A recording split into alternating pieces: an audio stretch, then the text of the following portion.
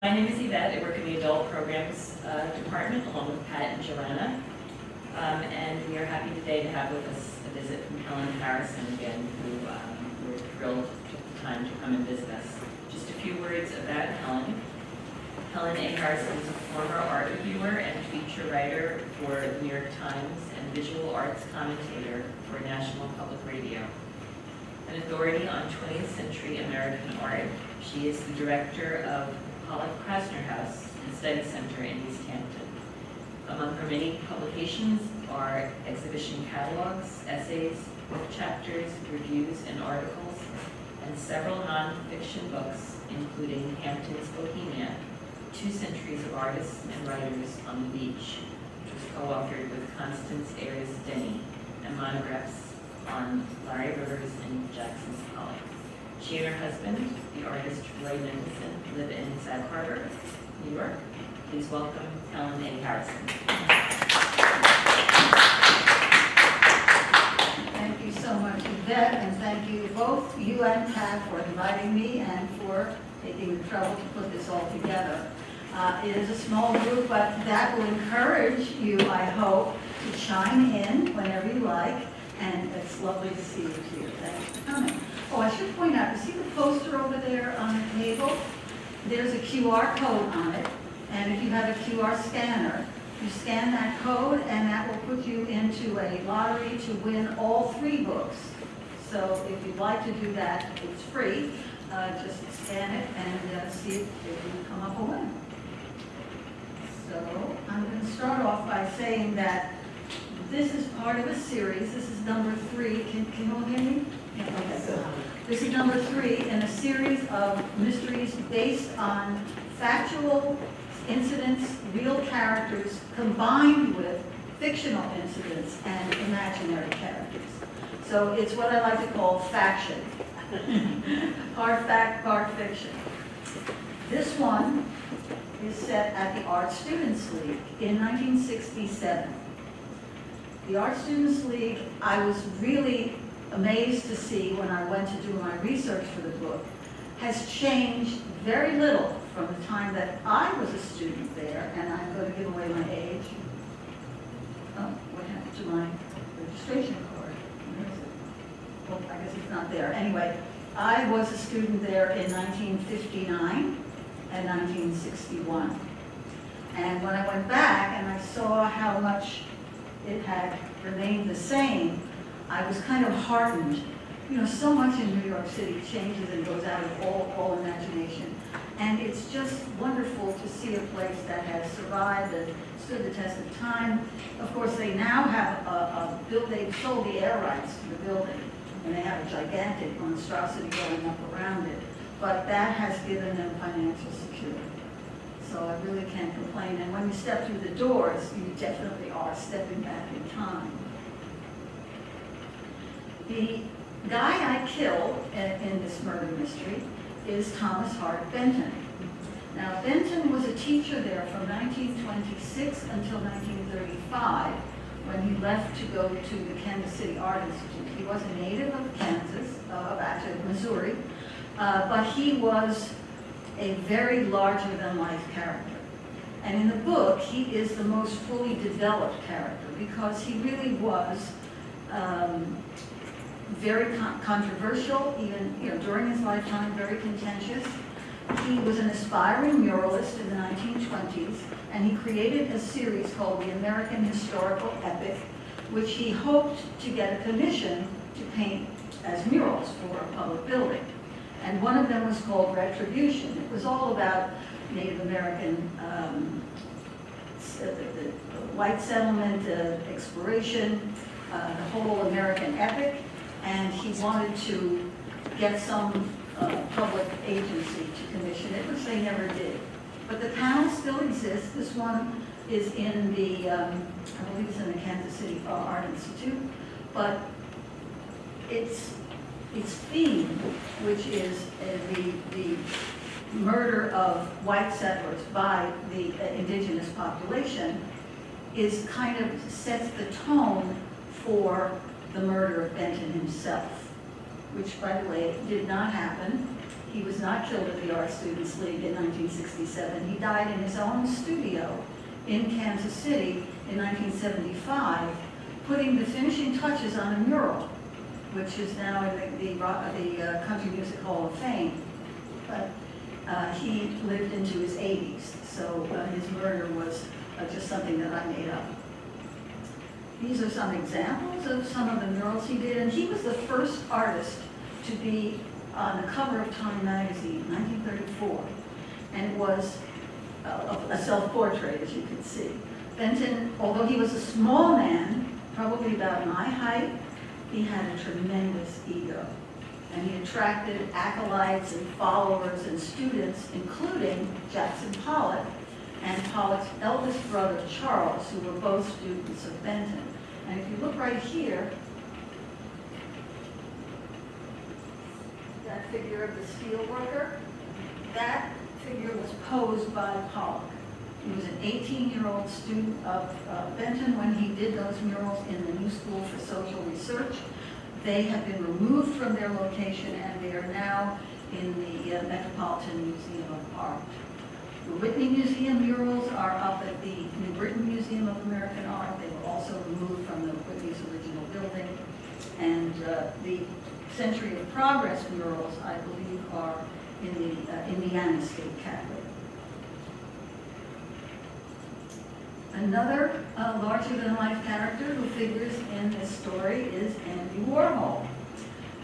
Remember, this is 1967, and Warhol's factory at that time was on East 47th Street, the original factory that had all this tin foil and silver foil and silver paint all over it, and that's Warhol and his entourage at the time.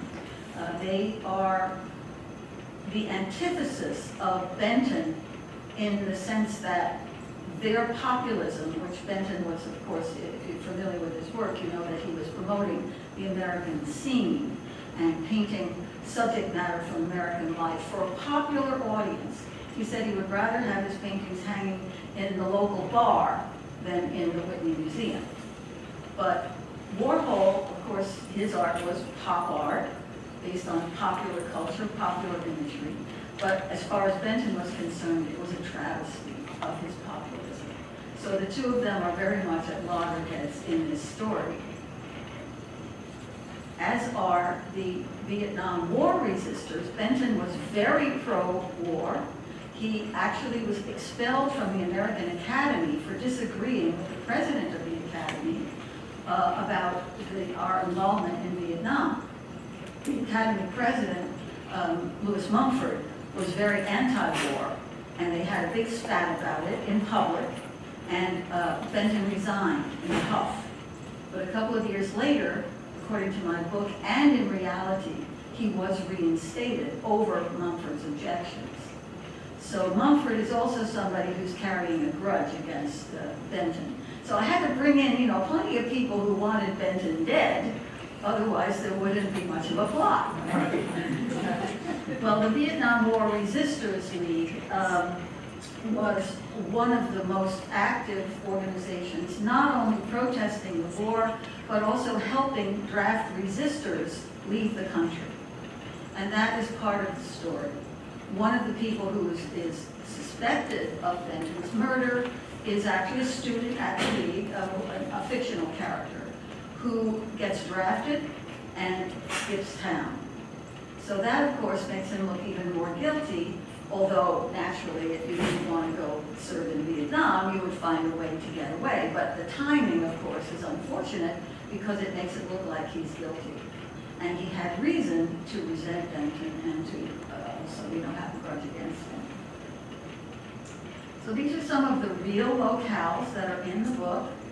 Max's Kansas City, which had opened a couple of years. I see Vera is nodding. Remember? Max's, yeah, right. Well, I tried very hard to describe Max's as accurately as possible, but it was, of course, the mecca for a lot of the downtown scene at the time, and the Warhol entourage had a kind of standing reservation in the back room.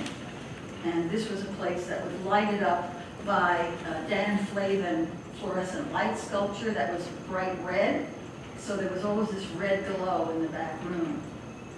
The Whitney Museum, the old building on 8th Street, the museum had migrated up to 54th Street and then finally settled up on Madison Avenue in this Marcel Breuer building, which opened in 1966. Of course, they're now over on Gansevoort Street. And I don't know exactly what the fate of this building is, but the Met was renting it for a while. It's But housing the Frick collection right now. oh, the Frick, that's right, the Frick was taking it, yeah, temporarily, but who knows what will go from there. But the building was relatively new, it was only a year old when this story is set, and I have given a retrospective to Benton at the museum in 1967 to have an excuse to get him to New York. He didn't actually have the retrospective until about 12 years after his death. He was in 1985 or something, or 87. So that part is fictional, although he did in fact have a retrospective at the Whitney, but not until some years later. The Bitter End, I actually used to sing there in the 60s when it opened. I believe it opened in 61. And not long thereafter, when I was in college, my roommate and I used to sing regularly at the Tuesday night hootenannies.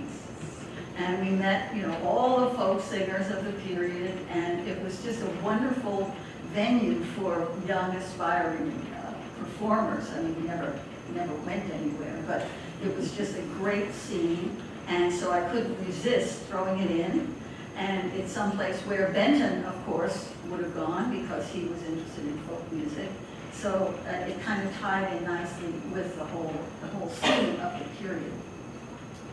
A couple of the people who figure in the story, Stuart Clonus was a longtime director of the Art Students League and was in some ways responsible for keeping it going during the Depression when it was really almost ready to fold. But for his service, he was made, first he was the president of the board, and then he was the director. All the people who ran the league were art students themselves, and he had been an art student there, although he's not really a well-known artist. But Clonus was definitely there, and he was the director in 1967. In fact, he was the director while I was there. Lloyd Goodrich was the director of the Whitney Museum, also an Art Students League alum. It's amazing how many people went to the Art Students League, and still do, of course. And these are some of the sources that I used for the background. Benton was a very articulate, not only a good speaker, but a writer. And he wrote 2 memoirs. The first one, An Artist in America, was published in 1937. And the second one, An American in Art, was published in the 60s. But he told many colorful tales about his exploits, and his voice comes across very strongly in the books. So he was, the books themselves were a good source for how Benton expressed himself. And I have to tell you, he was very vulgar. So I hope you guys don't mind a little salty language when I read from the book, because I made this dialogue up, but I am definitely speaking in Benton's voice. And then Justin Wolfe's biography was also very helpful. It's a pretty frank exposition of Benton's life. His other biographer, Henry Adams, was very helpful to me in answering certain questions. And I said, Henry, would you blurb the book for me? And he said, no, I can't, because Benton's daughter is still alive, and I don't want to offend her, because I do a real number on Benton, apart from just killing him. Then The Bitter End is a wonderful memoir by Paul Colby, who was the longtime manager and owner of the club. He didn't found it, but he really, Fred Weintraub founded it, but Colby ran it for many years, and it's got a lot of colorful anecdotes about the goings-on there. And then, of course, the Warhol Popism, which is a collection of anecdotes that were also very helpful because, of course, Warhol went on, the year after this story is set, he was shot by Valerie Solanas, who also figures briefly in the story. So a lot of these people are woven into the plot, which is actually about how Benton was offending all of these people all over New York, like he just couldn't help himself. So there were many, many suspects for his murder. And one of the first people that he offended was an art student. He was invited to come back to the Art Students League because he was in town, and one of the instructors said, you know, come and talk to my class. He hadn't been back in 30 years. So in the class are two young students, 19 years old. One of them is named Timothy Juan T.J. Fitzgerald, who is the son of two New York City police officers who met and married in the first book that I wrote, An Exquisite Corpse. So this is now their son, he's 19 years old, and he is in the class because he isn't sure whether he wants to go into law enforcement like his parents, or if he wants to be an artist. So he signs up for the art class just to see if he's got the makings. And in the class, he meets a young woman named Ellen Jamieson. And the two of them are sitting in the class when the teacher announces that they're going to have a visit from Benton. So the following week, Benton shows up. You know, these classes were like one evening a week, and you would go in and work with the model. So Benton shows up, and the first thing he does is say how he's in favor of the war and how all these students are hopeless, and you know, how could Ed Lanning, who was the teacher, knock any sense into any of them.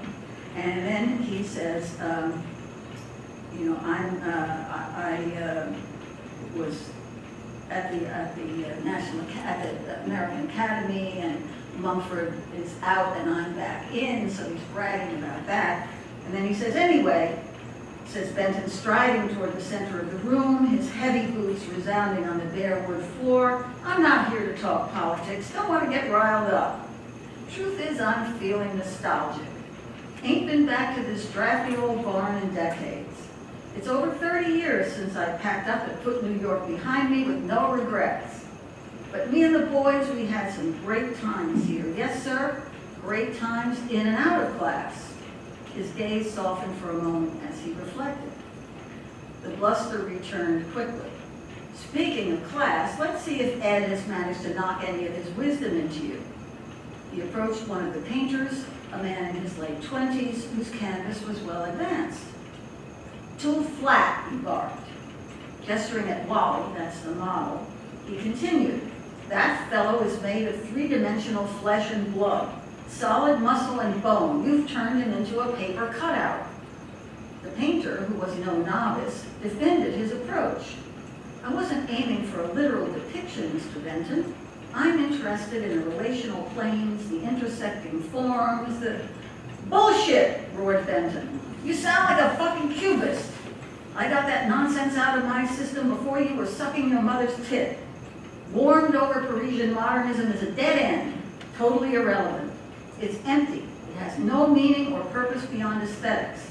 American art should deal with reality, real life, real people, and appeal to ordinary folks, not to dipshit collectors and the Nancy boys who run the museums. Climb down from your ivory tower and come back to earth, sonny. Grabbing the startled painter by the arm, Benton pulled him toward the model stand and mounted the platform, dragging the man with him. Feel this thigh, Benton demanded, pushing the student hand onto Wally's leg. Unlike your pathetic painting, it's real. It has pulse. It has strength. Wally winced, and the muscles in his jaw visibly tightened, but he remained still as Benton ran the student's fingers up and down his leg. See what I mean? Feel the bump here and the hollow there. Go back and paint that. Now the whole class was startled. Lanning often pointed out anatomical details on his models, but he never actually touched them, whereas Benton thought nothing of manhandling them. Lanning was reminded of a quip from his student days. Benton's models better not be ticklish. So there we have Benton, larger than life, introducing himself to the class. But the thing is that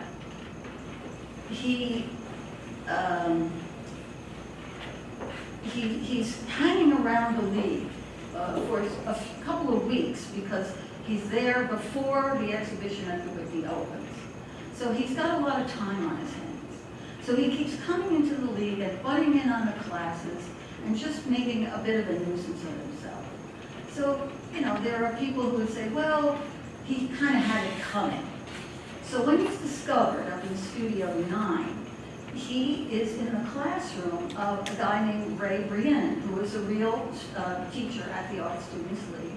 And this guy was Russian by birth, and he had kicked Benton out of his class earlier because there was animosity going back 30 years between them. So they find Benton in Briennen's studio, stabbed with a decorative knife called a Kinzel, which Brienne owned and used to use as a still life prop. So the cops are up there, and of course it's time for the class, so Brienne shows up. So he comes up in the elevator and he finds the cops there, and they tell him what happened. "You joke," blurted an astonished Brienne. "So, little man's big mouth is now silent. There will be few tears, I fancy. I will shed none." This remark alerted Kaminsky, who was the police chief. "You were not a fan of Mr. Benton's then?"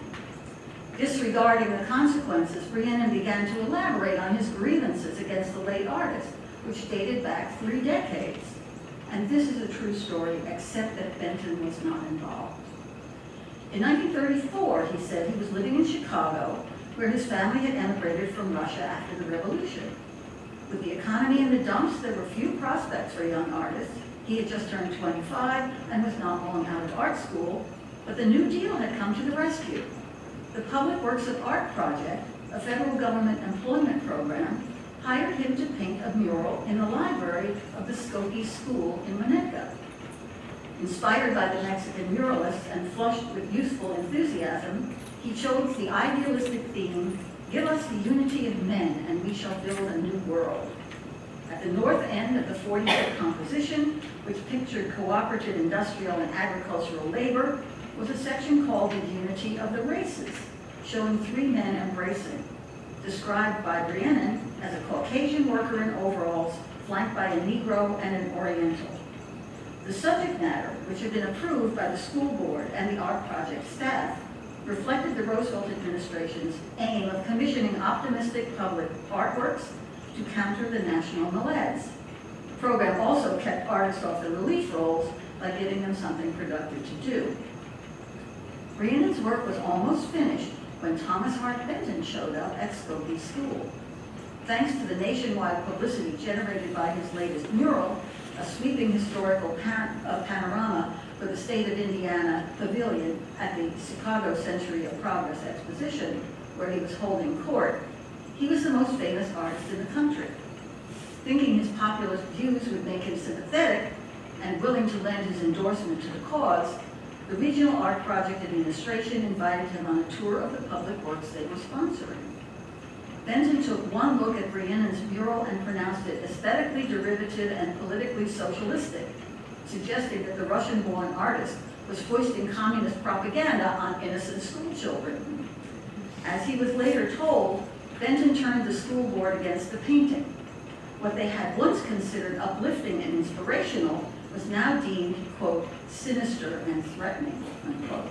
And that's a direct quote from the newspaper report of this incident, although it wasn't Benton who did the turning. No sooner had the mural been unveiled than it was whitewashed. "Thanks to Benton, my mural was destroyed," fumed Brienne, still boiling mad more than 30 years later. "Where is body? I want to spit on it." "Now, take it easy, Mr. Brienne," cautioned Kaminsky. "Your attitude does you no credit, and in fact, it puts you in a bad light. Even more so, considering the murder weapon. It was your fancy knife that did him in." "Splendid," thundered Brienne. "Kinzel is perfect weapon for revenge." So here we've got the body, and we've got a prime suspect who hated his guts, but it turns out that he has an alibi. So Benton had another run-in with another artist, and that's Andy Warhol. At the retrospective, which has by this time opened at the Whitney, Warhol and his entourage go to see the show.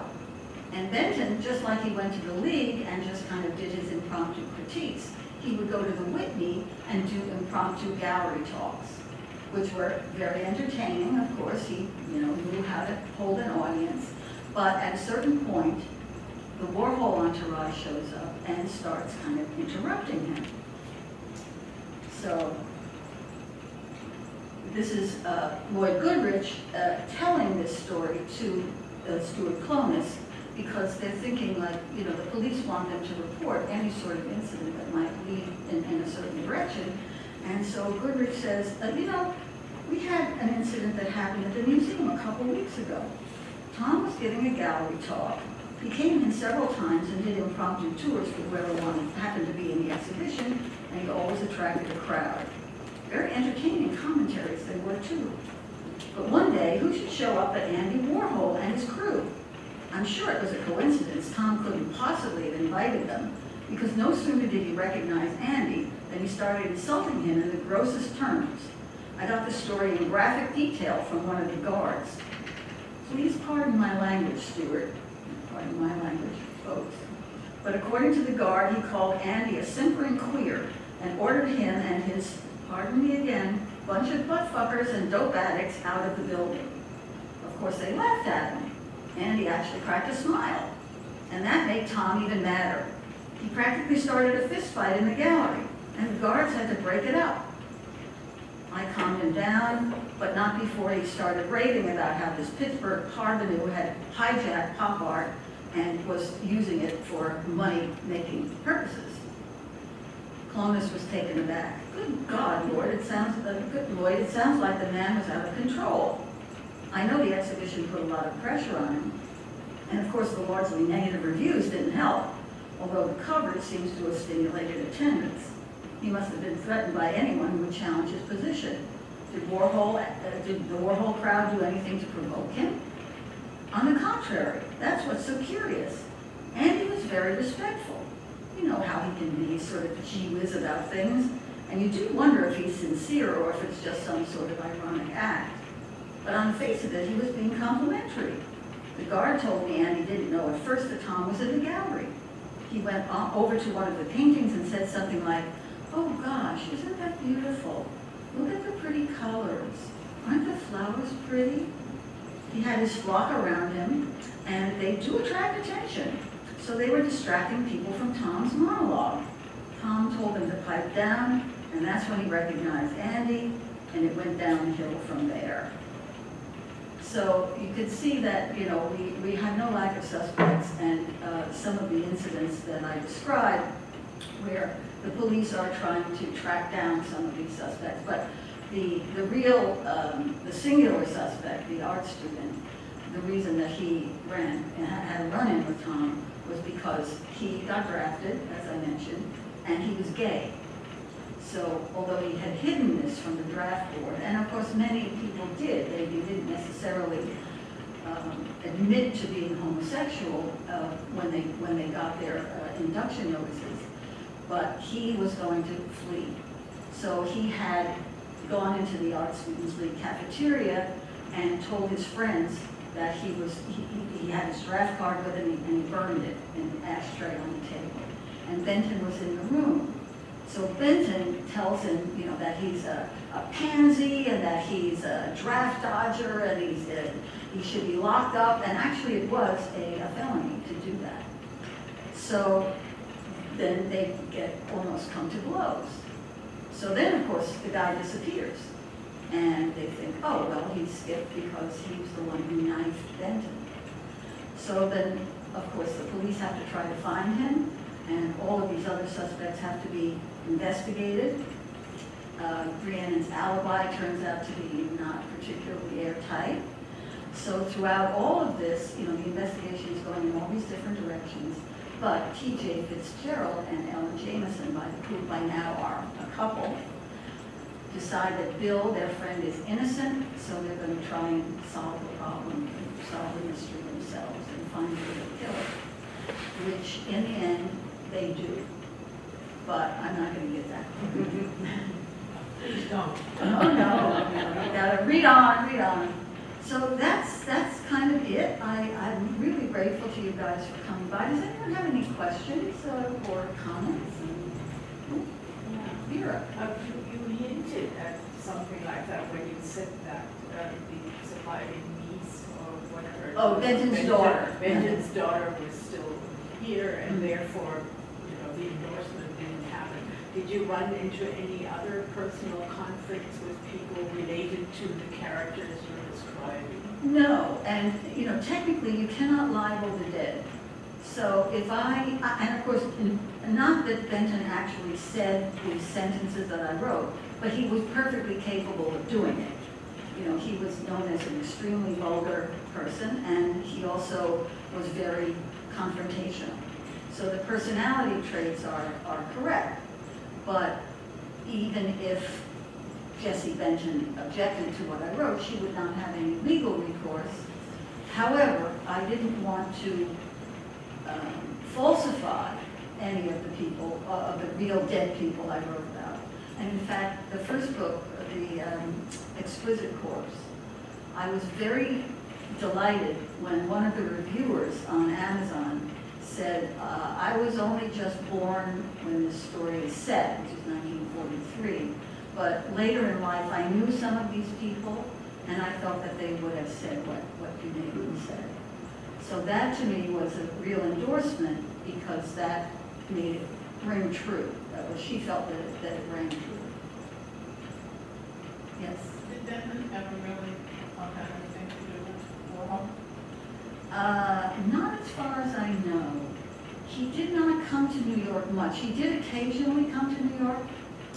He had when he was inducted into the American Academy, he came for that, and then when he was re-inducted, he came back for that. But he wasn't in New York. He really stayed in Kansas City, and he traveled around the country, but he was not part of the New York scene at all after 1935. Yes. After working for the New York Times, which my luxury is to subscribe to it, especially now, what inspired you to get involved in mystery writing? And what are your favorite mystery writers? Because I'm in the mystery club here at the library, okay. and we read a book every month. I'm just curious. Well, I enjoy reading mysteries, and every now and again I would read one where there was just something funny with the plot, like it was either too much of a coincidence or something happened that didn't make sense to me, that it just didn't jive, And I guess I thought, I could do better than that. It's like the old joke about if you don't like what you read in the newspaper, start one of your own. Yeah. And I just think at a certain point, I don't know, it was about 10 years or so ago, I thought, oh, maybe I'll try making one up and see if I can do it, And I did, and it got published, so then I did another one. But I guess Rennie Earth is one of my favorites. He's a South African writer. Walter Mosley, I love Walter Mosley. I love his characters. Easy Rawlins, just great characters. These people are complicated, and they go from book to book. Earth's character is a World War I veteran, whose name I have forgotten, but he's a detective inspector, and he retires, and he gets involved in these various things that go on. It's sort of like Agatha Christie in a way that happens in a rural village, but it's got a kind of atmosphere that I like. And it carries over, he has a child, the child grows up, so it goes on from year to year. So those are a couple of my favorites. And then there's a guy, what is his real name? He wrote The Bride Wore Black and Destination at Dawn. He wrote under a number of pseudonyms. And the plots are a little strange and they don't always quite make sense, but they're just so entertaining that I don't really care. And The Bride Wore Black, this bride is trying to get even with people she feels murdered her husband on their wedding day. And of course, it turns out that they didn't kill him at all. But the way he was killed, I thought, no, you wouldn't think that these people did it when it was done this way. It just didn't make any sense at all. And then there's another one where someone was going to shoot herself, she's going to kill herself, and she drops it, she changes her mind, she drops the gun on the table. The gun goes off, the bullet goes out the window and kills somebody. And then she's got to atone for this. I think, how often would that happen? Never. Never. But the story is fun, you know, it's entertaining. So I kind of gave them a pass. Anyway, those are some of my favorites. Yes? Well, you obviously are involved with the art world for all this time. What made you turn to fiction rather than, say, like biography? Well, I still write nonfiction. It's not like I gave that up. But this was just something that I was doing on the side. And actually, the first one took me a long time. I kind of wrote it as I was falling asleep at night, and it's a different, completely different form from the later, and I've written another one as well, which hasn't been published yet, but the later three are written in a more conventional format. The first one, partly because it deals with the surrealists, it jumps around a lot, and it has very short chapters. And I would sort of write a chapter in my head and then go to sleep, and then the next day wake up and write it down, and then leave it for a couple of months and then go back to it. So it's very episodic. But that was just on a lark. But since I wrote that one, I've written other nonfiction things as well. Vera. Can you talk a little bit about the process of getting published? I mean, you've been published in other fields, let's say, other areas, but was it difficult or easy? Well, to it find was publishing? coincidental, actually. I mean, obviously, Fiden or another art book publisher for whom I have worked would not be interested in this kind of material. So the first one, I self-published. I would not do that again because the difficulty is with distribution. Getting the book out is one thing, but getting it into the bookstores and getting it reviewed and getting someone to pay attention to it when it's self-published is extremely difficult. And you could put it on Amazon, and I've sold it on Amazon, but it just wasn't, it's a job, and it would not be taken seriously by reviewers or by bookstores. However, a couple of, the Doyle Gallery, the auction house, well, 2 of the 3 Doyle sisters opened a publishing house called Doing Their Books. And one of them writes mystery novels set in the Hamptons. So there was an article about this in the East Hampton Star. And my husband, who always grabs the paper first and takes it up to his studio, so I never see it until it's a week old, he said, oh, look at this, the Doyle sisters, they're opening a publishing company, and Carrie Doyle writes mysteries about the Hamptons. Why don't you send them the second book, which was set in East Hampton? So I thought, what have I got to lose? So I did, and they said, oh, we want to publish this, and we'll also republish the first one. So they'd bring it out, first they would bring out the one set in the Hamptons, and then they would bring the other one out as a prequel. Great. So they published the second one, An Accidental Corpse. And they were getting ready to publish the first one, and they got taken over by Source Books. So I thought, oh boy, there goes the deal. Meanwhile, I had written the third one, this one. Well, Source Books said we'll take all 3. So they republished the first one, they republished the second one, and they published the third one. They did not want the fourth one. So now I'm not looking for a publisher for the fourth one. But they have a crime imprint called Poisoned Pen Press, and that's what this is. And I think they did a great job in packaging. They did terrific covers for them. They didn't do a lot of promotion. And this is a problem with publishing in general, that you have to do a lot of it for yourself. But I'm getting royalties, so I can't complain. I just wish they would take the fourth one as well. Yes. What what gave you the idea to kill a man that died in different way? Why you were not able to use any other person from the Aristotle's League? Well, all of them died in a different way. Yeah, so many of things, Yeah. so. Well, the first one, Benton, of course, was an obvious choice because he was such a polarizing figure. Right. And there would be a number of people who would want to do him in. Yeah. And I wanted to set it at the Art Students League, and Benton taught there for 9 years. So he seemed like a good candidate. Yeah. But But the Art Student League has so many instructors, different people. Oh. They are not very well known, so Mhm. it's easy to kill somebody like that than somebody who is very well known. Yes, And exactly. dies in a different way. Right, no, I mean, I would rather have somebody who is a strong personality, And that's that you could have, obvious reasons why. And with the first one, I killed Wilfredo Lam, who was a Cuban, Right, I know Afro-Cuban him, painter. And he, of course, did not die in 1943, he died in 1982 in Paris. But I killed him in New York, where he was not. He wasn't even there. He was in Havana at the So time. that's how fake news gets started. Yeah, exactly. But at the end of each book, I do say, what I fudged and what's real. But I wanted him because of he was half Chinese and half Afro-Cuban. So I wanted to be able to take the investigation into Chinatown and into Spanish Harlem.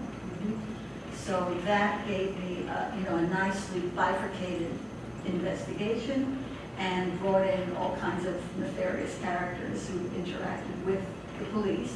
And also I introduced this female Hispanic, well, she's only a patrol person at the time, a patrol woman as they were called, Juanita Diaz, who becomes the point person for Spanish Harlem, and then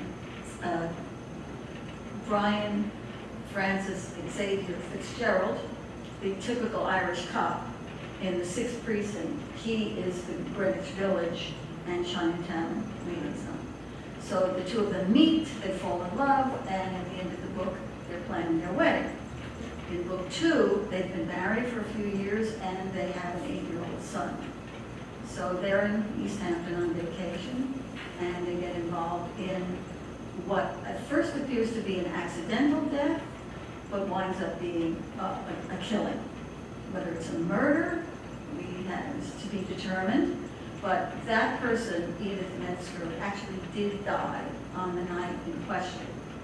And she was, in reality, killed in an automobile accident with Jackson Pollock. But in my telling, she was dead before the car crash. Who killed her? How was she killed? And why? So that's the plot. And in the 4th one, I kill Alfonso Osorio, who didn't die until 1990, but I kill him off in 1976. It sounds like your characters are very short-lived. Yeah, they go before their time. Yeah, you change the time, you change everything, but use the names. Yeah. That's what I was puzzled. Well, I had one person, I forget whether it was in a review or a situation like this, who said, I was reading the book with one hand and I was Googling with the other to find out, where these people were and if they were real and if they really did die. Yeah. Because we started to learn these mostly in science. And this conversation is about what for you is the value of using people who have famous names and making up a story versus just making up a complete story with nobody? Just because it's, They're creating, well, you're first creating of your all, own character. the milieu in which they're operating is factual. This is really the way it was in New York in 1943, or in East Hampton in 1956, or in New York Right, City. So I What want would to be the have value of, say, a real doing- setting. doing Thomas Hart Benton versus Well, it's John Doe? a little bit like, Dr. Rowe's Ragtime, where you have Coalhouse Walker, who is a fictional character, interacting with a famous architect, Stanford White. Why Stanford White? It could be Stanford Black, you could have anybody. But you want to have a person who's recognizable and who gives color to the story. I found it entertaining to put those things together. So I think authors tend to be a bit on the selfish side, and I did it for my own amusement. And then I felt that it worked, so I did it again. Stop me before I kill again. The fifth one is going to be set in 1986. And there will be some people in the book who are still alive. And in fact, for the second one, there were 2 people who were still living. And I got their permission to use them as characters. One of them, Seal Downs, the artist, the story, the incident described in the plot really did happen. But the officer who goes in to investigate was not there. I put her together with a fictional character. So I called her up and I said, Seal, would you mind if I read this to you and tell me if you think it's okay? So I did, and she said, oh, did I do that? And I said, well, you told Jeffrey Potter you did back in 1982, when he wrote his book. Oh, well, if I said it was true, then it probably was, so I thought that was okay. And then, who was the other one? Of course, they both have subsequently died. But both of them, oh, I know, no, he hasn't died, he's still alive, is Mike Collins, who was supposedly a 12-year-old boy at the time of the story. And he was, in fact, a 12-year-old boy in 1956. But I had him interact with the 8-year-old son of my fictional detectives. And I said, I want you to teach this little boy how to fish. He's a city kid, what does he know? So I gave him the manuscript and he read it, and he gave it back to me. He said, that's okay. And I said, I shaved a couple of years off, and he said, that's okay. But he was fine with it. So if it is anyone who's alive, I wouldn't use them without their permission. Because I could have made up some Bonnicker kid from East Hampton, but because I know Mike, and I know that he would be that kind of a fun-loving kid, I thought, yeah, why not? If he's happy with it, let's use him. Yeah, that's why I was surprised when you killed Benson. Well, I was at the end of a long line of homicidal thoughts about Benton. Oh, Wilfred Land, who has a very interesting life in Paris. Yeah. So, And in Cuba, in Cuba, yeah. but mainly in Paris because he was the best friend of Picasso. Right. So, Yeah, I think one of the things that was important to the first book was that these people were all expatriates. So there they were in New York, they're fish out of water. Many of them didn't really speak English. They had to rely on interlocutors and other people to help them. So there was a lot of just, cultural tension. So, of course, as soon as one of them is killed, they're all under suspicion.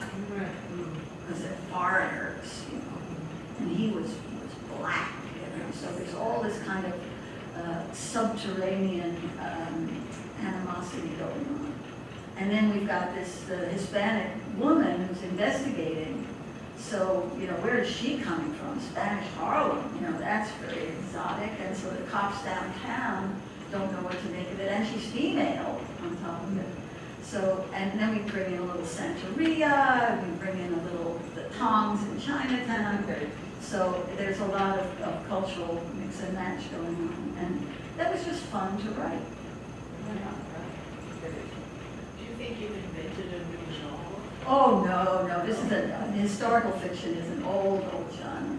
And, I'm far from the first person to use real characters and mix them up or put them into fictional situations. This is nothing new. But I just happen to pick art world characters because that's what interests me. And they're a little closer to your own lifetime than, let's say, with Hillary Mantel. Well, I was born in 1943, so I didn't know, what was going on in New York at that time, except what was happening in Jamaica Hospital on December 4th, which was me.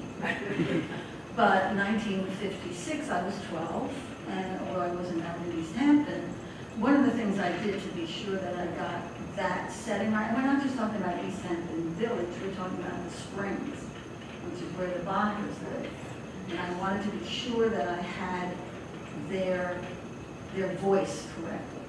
So I'd have to be friendly with someone who was a 12th generation Bonner. And so Prudence Caroline. So I said, Prudence, and she's an ex-English teacher. I said, Prudence, I would be very obliged if you would read this manuscript, but please don't correct my grammar, but tell me if I have the voices right. And she made one correction. She said, we're talking about the car crash, and Jackson Pollock and two of his female passengers are in the car crashes, Pollock is killed, one of the women is killed, and one of the women is injured. So one of the locals is talking to one of the police officers and says, it's a shame what happened to those two young women. And Prudence said, no, he would have said those young ladies. So I changed it. But she said she thought that I had gotten it pretty good. So that was, I tried to, like if I had a medical detail, I will ask a medical doctor. I had my brother is a medical illustrator, so I asked him about the insertion of the Kinzel and how it would go in. And oh yeah, that's good. That's under that good. So, well, guys, thank you so much for coming. I really appreciate it. And as I say, if you want to enter the competition to win all three, well, it's not exactly a competition. I guess it's more like a lottery. But if you want to scan that QR code, you will be able to put your name in and they'll have your information, and then you'll be able to get all three books. And maybe, I hope, number 4 will come out at some point soon.